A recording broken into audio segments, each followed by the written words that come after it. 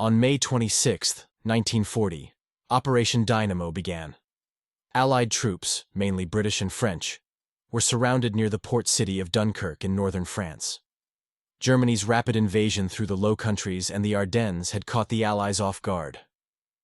In just days, German panzer divisions reached the English Channel, cutting off hundreds of thousands of Allied soldiers. With no way to retreat by land, the only hope was evacuation by sea. The beaches at Dunkirk quickly became crowded with soldiers. There were not enough large ships to evacuate everyone quickly, so the British government called for civilian assistance.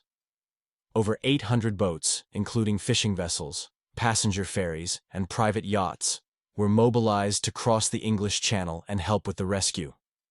German aircraft bombed the beaches and the harbor repeatedly.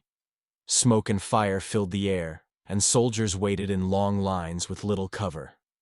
Makeshift piers of abandoned trucks and wooden planks were built to help load men onto ships. The evacuation was slow, dangerous, and chaotic. Conditions were harsh. Troops waited for hours or even days under constant threat of attack. The waters were filled with wreckage. Many boats were sunk by bombs, torpedoes, or gunfire. Yet despite the danger, the evacuation continued, day and night. Pilots of the Royal Air Force fought above to protect the ships below, though many soldiers on the ground felt abandoned due to the unseen nature of air combat. By June 4, 1940, the operation ended. Around 338,000 Allied soldiers had been successfully evacuated, approximately 198,000 British and 140,000 French. However, more than 40,000 troops were left behind and taken prisoner by German forces. Nearly all Allied vehicles, heavy weapons, and supplies were abandoned or destroyed. Dunkirk fell to the Germans shortly after the evacuation was complete. France continued to resist in other regions, but German advances continued without pause. On June 22, France officially surrendered.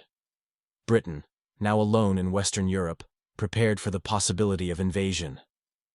The evacuation at Dunkirk was not a victory, but it prevented a total loss of Allied manpower in France. It allowed Britain to maintain an army capable of continuing the war, even as much of Europe fell under Nazi control. Thanks for watching.